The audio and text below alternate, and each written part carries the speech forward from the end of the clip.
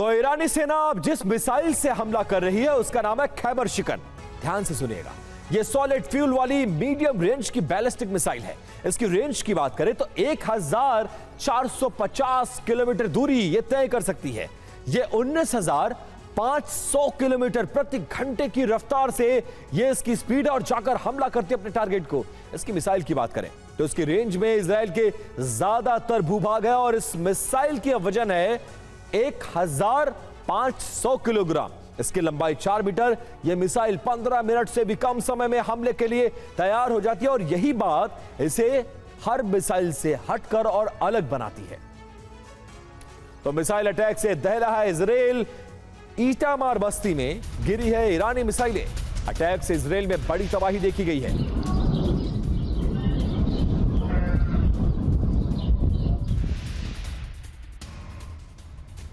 तो अटैक से इजराइल में भारी तबाही। जिस तरीके से कल लगातार हमले कर रहा है इजराइल और उसका जवाब ईरान की तरफ से दिया जा रहा है और मिसाइल अटैक से दहला है इजराइल और स्पेशली यरूशलेम को निशाना बनाया जा रहा है।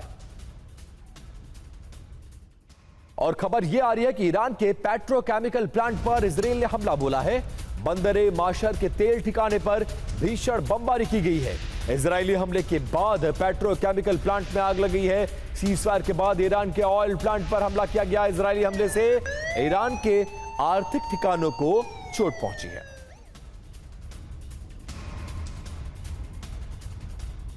और इजराइल पर ईरान का दूसरे वेव का यह हमला माना जा रहा है। इसे 2.0 कहा जा रहा है। उत्तरी इजराइल पर दागी गई है 10 बैलिस्टिक मिसाइलें। इजराइल के कई इलाकों में एयर स्ट्राइक का सायरन बजा है और आईडीएफ ने मिसाइलें इंटरसेप्ट करने का दावा किया है। और इजराइल में विध्वंस लगातार जारी है। ईरानी अटैक का आज दूसरा चरण शुरू हो गया है। दूसरे वेव में कम से कम 10 बैलिस्टिक मिसाइलों से हमला किया गया है। दूसरी लहर में सेंट्रल इजराइल में विध्वंस तबाही की खबर है।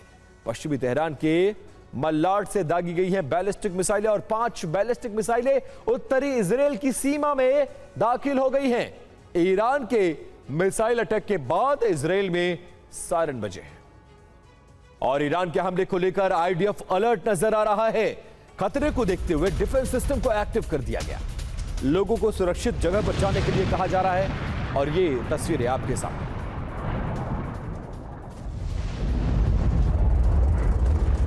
और ईरानी हमलों के बीच अलर्ट पर है अमेरिका की सेना। पश्चिमी एशिया में यूएस सैन्य बेस पर अलर्ट को बढ़ाया गया है। जॉर्डन, यूएई, कतर, कुवैत में अलर्ट पर है अमेरिकी सेना। अल उदेद एयरबेस पर अमेरिकी पायलट्स को 24 घंटे तैयार रहने के निर्देश दिए गए हैं। ईरान के मिसाइल हमलों से जताई गई है बड़े हमले की आशंका।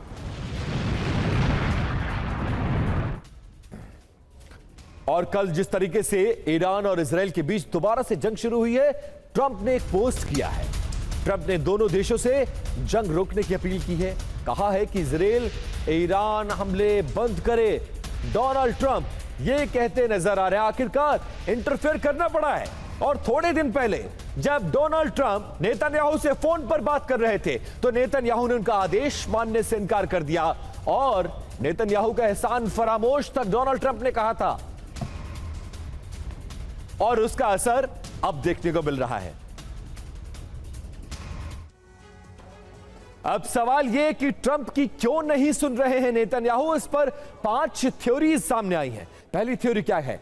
ट्रंप शांति की बात करेंगे जबकि नेतन्याहू हमला करना चाहते हैं, मतलब ईरान पर डबल प्रेशर बनाना और बढ़ाना।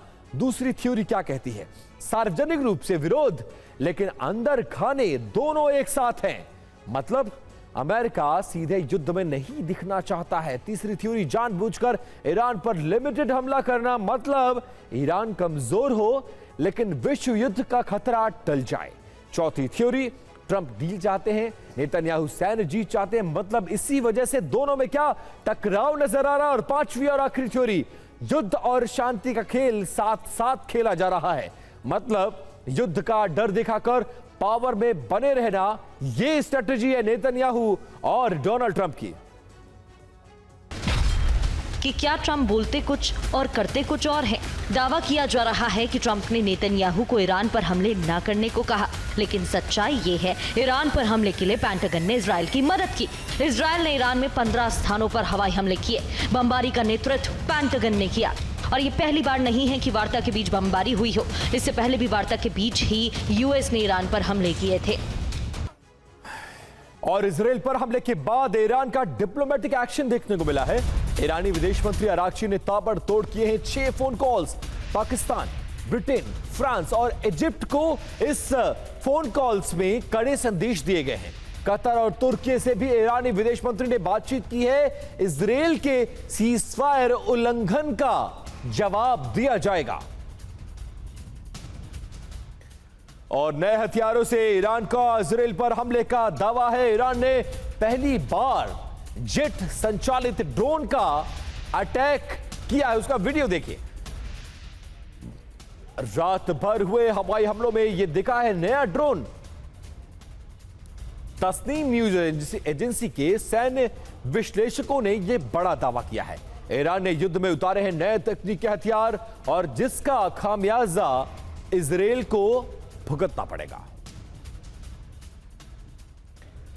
और खबर यह है कि ईरान ने बंद कर दिया है अपना एयर स्पेस एक बार फिर से। ईरान के अंदर सिविलियन उड़ानों पर रोक लगा दी गई है। 3 विमानों को बीच उड़ान से वापस बुला लिया गया।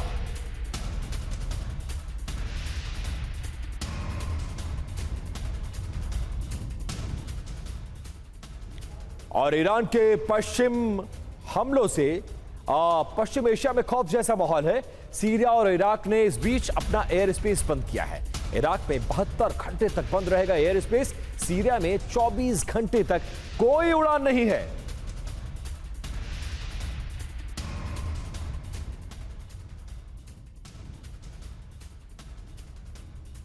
और ईरान वार्ता फेल होने पर सैन्य विकल्प तैयार है। ईरान के न्यूक्लियर प्लांट पर ट्रंप की बड़ी वार्निंग। ईरान का यूरेनियम स्टॉक नष्ट करेगा अमेरिका, यह दावा किया गया। समझौता नहीं होने पर अमेरिका और इजराइल मिलकर करेंगे भीषण प्रहार।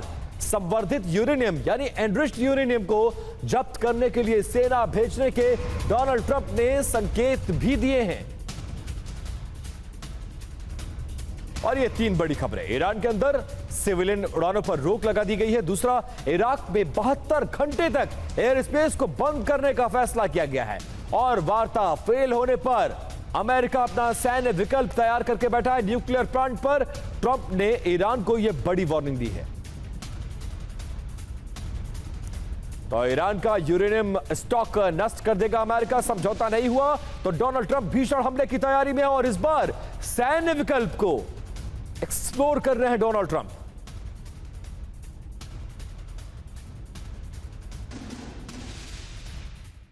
और ईरान पर ट्रंप का अल्टीमेटम सामने आया है। क्या होगा? वार्ता विफल होने पर ईरान के खिलाफ सैन्य विकल्प डोनाल्ड ट्रंप तैयार करके बैठे हैं।